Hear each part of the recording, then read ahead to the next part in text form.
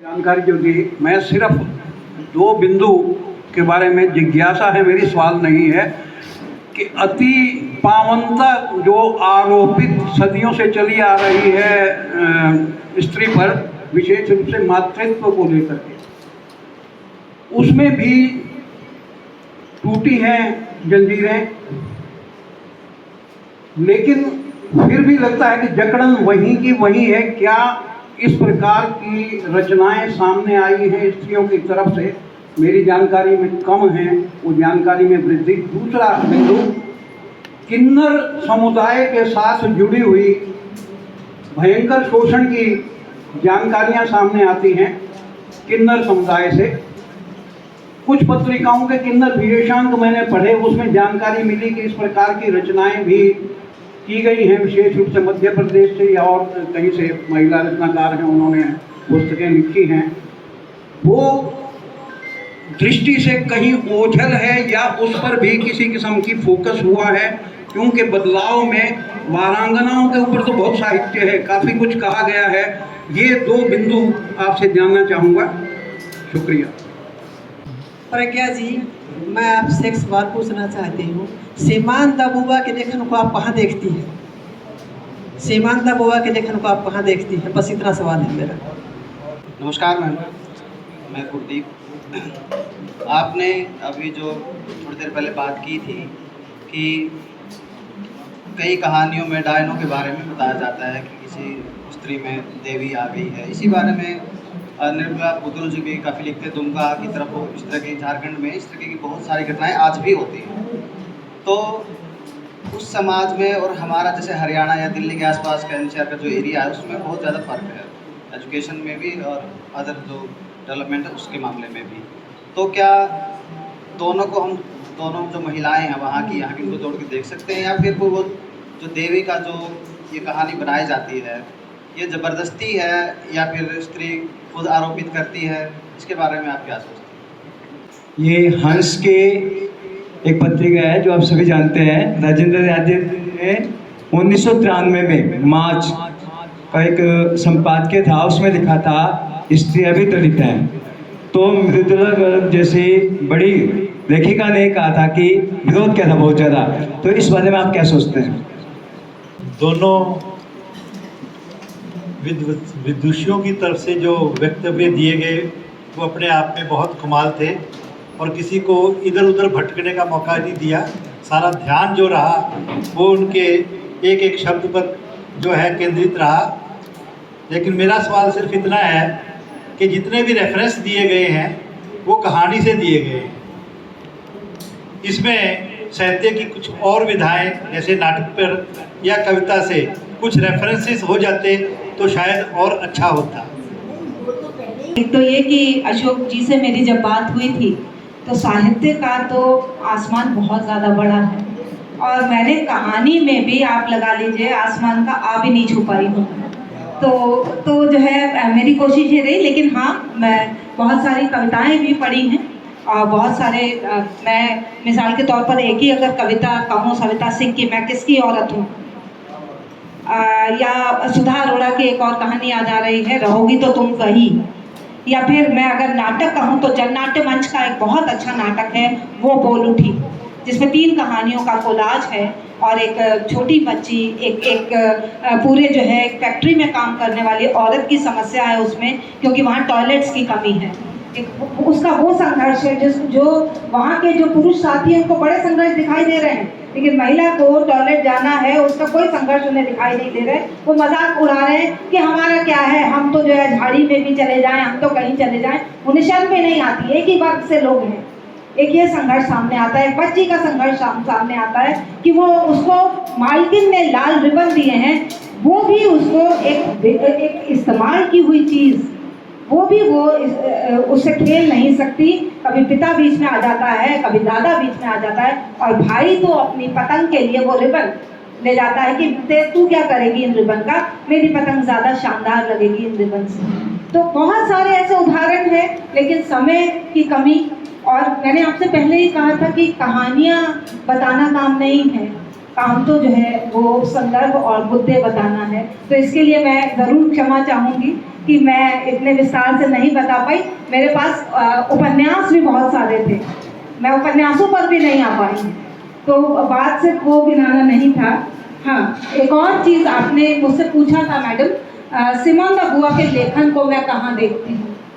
Simone de बुआ जैसे जो स्त्रीवादी चिंतक हैं, अगर ये नहीं हुए होते तो बहुत सारी जो स्त्रियां हैं वो मुक्त आकाश को लिए नहीं होती। ये हाँ, सेकंड सेक्स की बात नहीं होती। लेकिन मैंने आपसे कहा कि सिमोन से पहले भी इबारतें लिखी जा चुकी हैं। सिमोन द उससे पहले आप ज़रूर पढ़िए कि मैरी वोllstonecraft लिख रही हैं, और मैरी वोllstonecraft लिख रही हैं, और जॉन स्टुअर्ट मिल उनके थोड़े आगे पीछे ही होंगे, वो लिख रहे हैं। स्टुअर्ट मिल से भी ज़्यादा प्रखर विचारक हैं मैरी वोllstonecraft। और मैरी वोllstonecraft के साथ साथ मैं आपको एक और चीज़ बता दूं, फ्रांस की क्रांति के जो पूरे नायक हैं जॉन जैक रूसो, आप रूसो की बात करते हैं। रूसो का एक नैतिक शिक्षा का ग्रंथ है ऑन एजुकेशन। ऑन एजुकेशन में सोफिया के लिए वो लिखते हैं कि एक आदर्श स्त्री सोफिया कैसी हो, और आप पढ़ेंगे तो आपको रूसो और मनुस्मृति में कोई भी अंतर नहीं मिलेगा। और ऐसे समय में आपको, मैं पूरा जो है स्टेटमेंट है रूसो का, लेकिन आप मेरी इतनी बात से ही समझ जाइए। और आप देखिए कि उस समय में मैरी कितने प्रखर तरीके से एक एक चीज़ का उत्तर देती हैं मैरी वोllstonecraft। तो वो कहती हैं कि क्या ज़रूरत है स्त्रियों को सौंदर्य के लिए उपभोग की वस्तु बने रहने की। तर्क की सत्ता का आप जो है अनुकरण करें, और वो ढूंढ कर उन पुरुष लेखकों को वो सामने लेकर आती हैं जिनके लेखन में स्त्री द्वेषी दृष्टि मिलती। ठीक वैसे ही जैसे हिंदी आलोचना में ये काम रोहिणी अग्रवाल ने किया। ये मुझे चीज़ लगती है। एक और आप में से किसी साथी ने सवाल पूछा था, क्या किन्नर समुदाय की कोई स्त्री पर भी कोई जो है लिखा है या नहीं लिखा। मैं आपको बता दूं, एक कहानी मुझे अभी याद आ रही है। किरण सिंह एक बड़ी लेखिका है। किरण सिंह की कहानी है द्रौपदी पीक।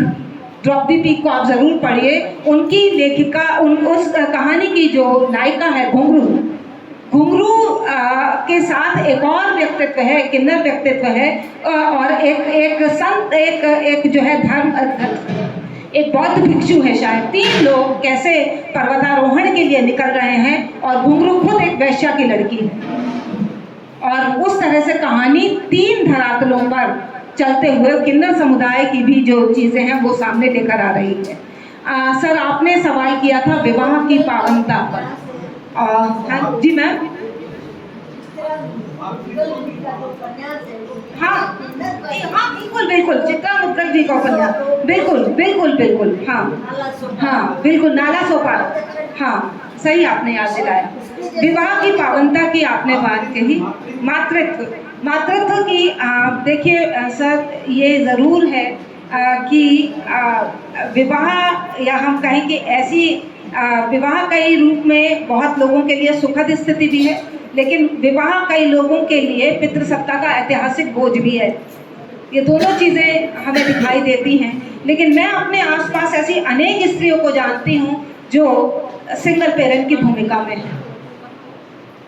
बिल्कुल मेरे, और कहानियाँ कहीं और से नहीं आती हैं, कहानियाँ इस जीवन सच से ही आती हैं। हमें कोई दूर की कौड़ी नहीं लानी पड़ती, हमारे आसपास वो समाज है। और ब्रह्मदत्त जी, मैं चाहे उस जीवन की ना हूँ, उस वर्ग की ना हूँ, लेकिन उस वर्ग से मेरा बहुत ज़मीनी रिश्ता है। जिन पीढ़ियों 26 साल मैंने यूनिवर्सिटी में पढ़ाया, और मैंने ऐसी कई लड़कियों और कई लड़कों को पढ़ाया है, और उनको मैं बहुत पारिवारिक रूप में जानती हूँ, बहुत गहराई से जुड़ी हुई हूँ अपने छात्रों के साथ। तो ऐसा नहीं है, और वो उनके माध्यम से समाज के बहुत कड़वे सच सामने आते हैं। और विवाह की पावनता क्या होती है सर, ये मेरे लिए भी अभी समझने की बात है। मैं नहीं समझी हूँ कि विवाह की पावनता क्या है, और मेरे पति बैठे वो बताएंगे मैं कितनी पावनता निभा पाई हूँ या नहीं निभा पाई हूँ।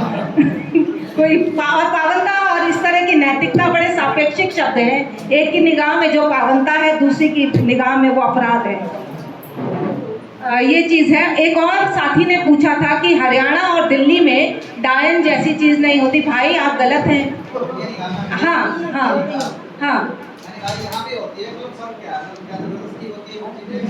हाँ, देखिए कई बार तो ये ज़बरदस्त, मैंने आपको बताया, कहानी के माध्यम से ही बताया। आप देखिए कि उसकी विवशता है, और वो विवशता कैसे उसके लिए एक जिसे कहें कि एक अच्छी स्थिति बन जाती है। और ये भी आप देखिए कि लगातार जो उपेक्षा है स्त्री की, ऐसी एक स्त्री, मैंने कहानी तो नहीं लिखी है, लेकिन एक ऐसी स्त्री हमारे जीवन में भी आई थी, वो है अभी जीवित है, और वो अचानक एक रात को ऐसे ही बन गई और एक लड़के को उन्होंने इतना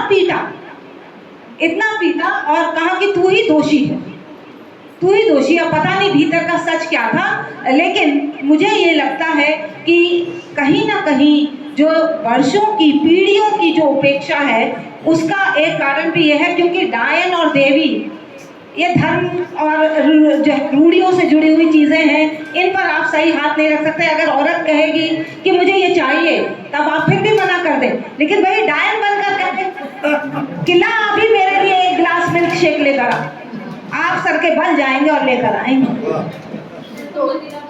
हाँ, तब तो कुछ भी आ जाएगा। एक साथी उन्होंने कहा स्त्री अभी दलित हैं, और मैं कहूँगी कि हाँ, चाहे विरोध किया है लेखिका ने, चाहे कुछ, लेकिन ये भी है कि स्त्री, आज हम इस सभागार में ही देख लें, मैं बहुत सारी लेखिकाओं को देख रही हूँ, शिक्षा से जुड़े बहुत सारे लोगों को देख रही हूँ, हम स्त्रियाँ भी हैं, लेकिन इससे ये बात नहीं हो जाएगा कि समाज में दलित स्त्री जो है उसको दलित यानी वो दोयम दर्जे की स्त्री के स्थान पर अभी है, मैं इससे इनकार नहीं करती।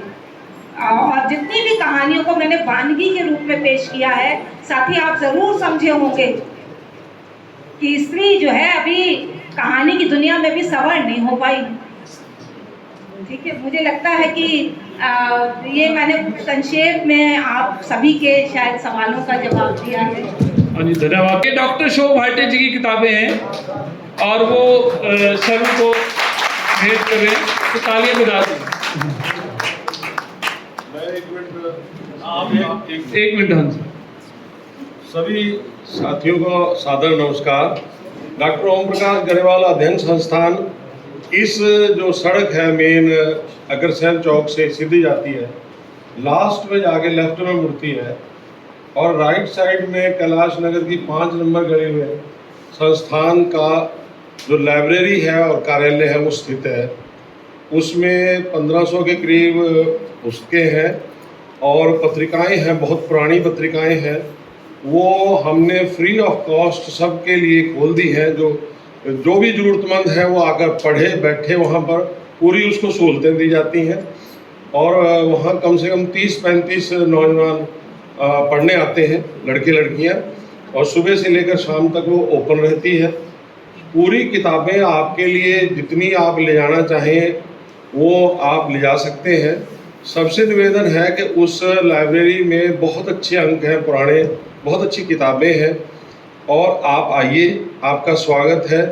आप वहाँ पर बैठ के पढ़ना चाहते हैं, किताबें लेके जाना चाहते हैं, तो आप पुस्तकें, हाँ जी बिल्कुल बिल्कुल, आप अपनी पुस्तकें वहाँ पर दे सकते हैं, क्योंकि वो संस्था ही ऐसी है कि जो सबके सहयोग से बनी है।